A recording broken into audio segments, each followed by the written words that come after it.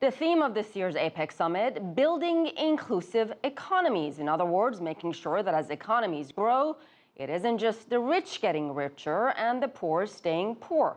Let's talk more about this with Monica De Bolle. She's a visiting fellow at the Peterson Institute for International Economics. Monica, welcome. Thank you. Let's start with that theme, building inclusive economies. Oxfam says the world's richest 1% will soon own more wealth than everyone else combined. How difficult is it to close that gap? Well, it is a challenge. It is a challenge that I believe is present everywhere in the world at this juncture. Every single region is faced with the problem of potentially growing inequality, and how you actually get growth to be precisely more inclusive and inequality reducing. And this is an effort, I think, where, when we think about these multilateral trade agreements, this is one area that a lot of effort has gone into thinking about how these multilateral trade agreements can actually contribute to inclusive growth. You mentioned the trade agreements. There is FTAPP, there's the TPP, and of course there are also the bank AIIB, which started by China. In your opinion, can all these work together, or are they competing against each other? I believe they can work together. TPP has already been signed by the member countries, and in fact, the APEC summit has been an opportunity for them these countries' leaders to celebrate that achievement. FTAAP is something that is in the pipeline. It's being heavily pushed by the Chinese authorities. It goes towards the Chinese goal of regional integration, so it's very much tied to the AIIB and to the One Belt, One Road strategy. So the whole thinking about creating infrastructure and connectivity within the Asian economies and within the Asian region more broadly.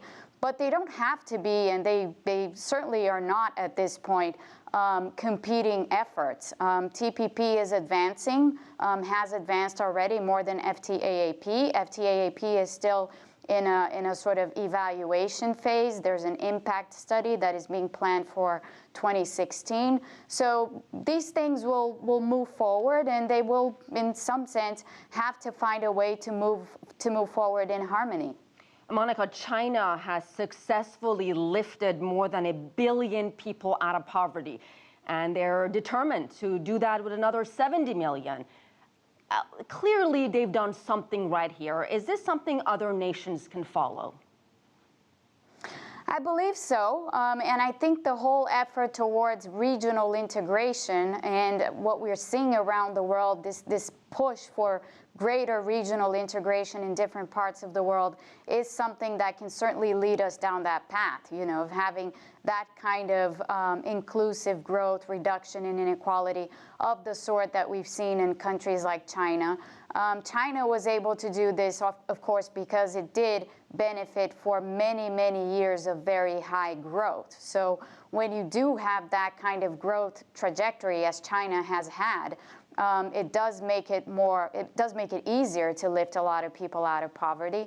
But of course, this doesn't preclude other countries with not necessarily the same kind of growth trajectory to achieve the same objective. Understood. And finally, Monica, if there was one concrete action you could see from this summit, what would it be?